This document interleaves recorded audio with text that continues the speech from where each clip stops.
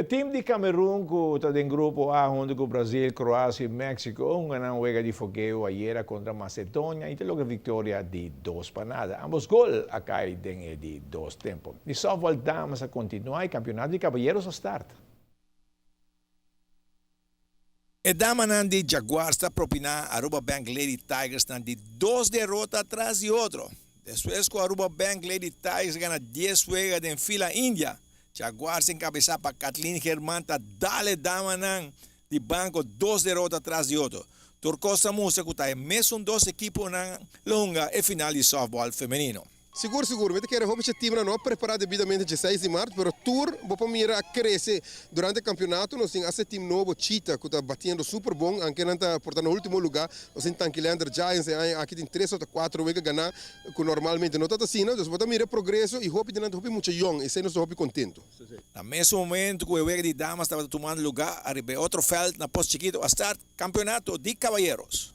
Verdade, a classe e tanto AA, a inicial em noite bonita desfile, dat nós homenagear também com dois baluartes do deporte, com Andresito Grossendijk, trajectória mais larga mês, e também Bertrando Baldelani, pitcher de fast pitch dentro do tempo, dedicar o tempo de subir também no softball, 2 grandes pessoas e também nós entregar prêmio hobby especial que acaba de chegar ser conosco for de campeonato centro-americano e do Caribe, caminho Aruba, su infielder Gianfranco Wouters, Jorge Gianfranco Wouters, award escolhi para ganhar o título, a conquistar o título de Best Infielder de full campeonato. Nós saca outfielder, infielder, pitcher e no caso aqui Aruba tem 2 países grandes, logo prêmio aqui, a ela recebeu o prêmio também durante o desfile.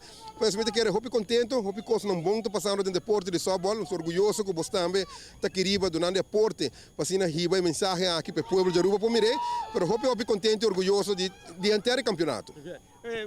Caballero não tanto a classe como a quanto vuelta na Luhunga?